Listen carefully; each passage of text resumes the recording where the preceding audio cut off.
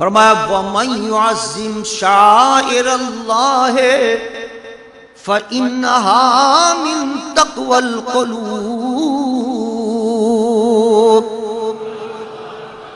فرمایا جو اللہ کی نشانیاں ہیں، اب یہاں وضاحت کر دی گئی، جو اللہ کی نشانیاں ہیں ان کی تعظیم کرو۔ مولا کون تعظیم کرے گا؟ فَإِنَّهَا مِن تَقْوَى الْقُلُوبِ، فرمایا یہ وہی تعظیم کریں گے جن کے دلوں کے اندر تقوی ہوتا ہے۔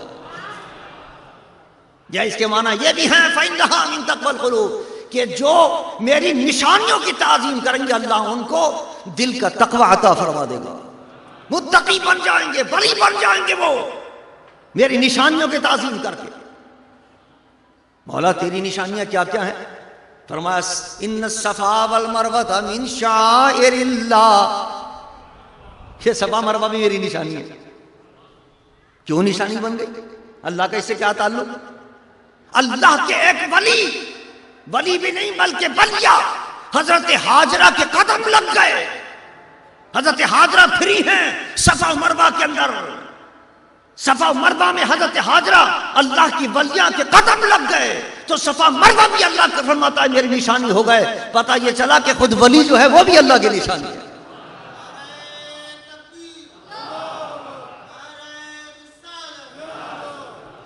اور ولی کے قدم ایک لمحے کے لیے لگ گئے، صفا مروہ اللہ فرماتا نشانی ہو گئی، تو وہ ولی جس قبر کے اندر ساری زندگی آرام کرے گا قیامت تک، وہ قبر بھی اللہ کی نشانی ہے۔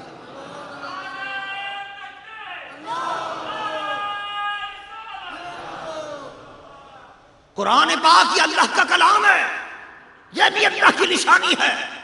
مسجد یہ اللہ کا گھر ہے، یہ بھی اللہ کی نشانی ہے۔ یہ حدیث یہ بھی اللہ کا کلام ہے جو مصطفیٰ کی زبان سے جاری ہوا، یہ بھی اللہ کی نشانی ہے۔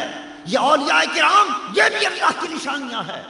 اللہ کا محبوب نبی یہ بھی اللہ کی نشانی ہے۔ صحابہ یہ بھی اللہ کی نشانی ہے۔ اہل بیت اطہار یہ بھی اللہ کی نشانی ہے۔ ان کے مزارات یہ بھی اللہ کی نشانی ہے۔ اللہ فرماتا ہے میری نشانیوں کا جو ادب کرے گا وہ میرا پیارا بندہ چلا جائے، پیارا بھی ہوگا، اور یہ بھی اس کو نعمت عطا کروں گا کہ فَاذْكُرُونِي أَذْكُرْكُمْ وَاشْكُرُوا لِي وَلَا تَكْفُرُونَ۔ جب وہ اس کی تعظیم کرے گا وہ میری تعظیم کر رہا ہے، اور جو میری تعظیم کرے گا اللہ فرماتا ہے میں اس کو عزت عطا فرما دوں گا، عظمت عطا کروں گا۔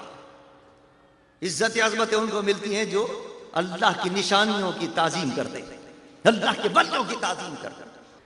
ادب بھی کہاں سے کہاں پہنچا دیتا ہے۔ کتابوں میں لکھا ہے حضرت شبلی رحمۃ اللہ تعالی علیہ، یہ حضور غوث پاک کے مرشدوں میں ان کا شمار ہوتا ہے، کوئی معمولی ولی نہیں ہے۔ لیکن شروع میں کون تھے وہ؟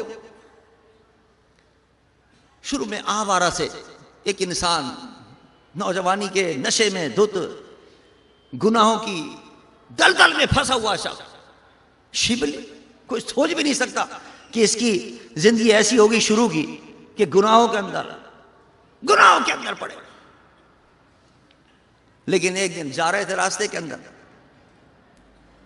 شبلی کی بات بتا رہا ہوں، امام شبلی سلسلہ عالیہ چشتیہ کے اندر، جن کا سب سے پہلے نام ہوتا ہے شجرے کے اندر، ساری زندگی گناہوں میں گزری، گناہگار سخت دنیا بھر کے سارے، اور جا رہے تھے راستے کے اندر ایک کاغذ پڑا ہوا دیکھا، کاغذ کو اٹھایا، اس پر اللہ کا نام لکھا ہوا، اس پہ گرد لگی ہوئی تھی، گرد کو جھاڑا، صاف کیا، صاف کرنے کے بعد کو چوما، سر پہ لگایا اور ادب کے ساتھ اس کو اوپر رکھا۔ بس یہ ادا اللہ کو پسند آ گئی۔ آواز آئی تم نے ہمارے نام کا ادب کیا ہے، جاؤ ہم نے تمہیں تمام اولیاء کا سرتاج بنا دیا۔ توبہ کی توفیق مل گئی، سب کچھ چھوڑ دیا، جو کچھ برے کام تھے سب چھوڑ گئے، پھر اللہ کی یاد میں مستغرق ہوئے، پھر صرف صالح نیک نہیں بنے، ولیوں کے ولی بن گئے، صرف اتنے سے ادب پر، صرف اتنے سے ادب پر۔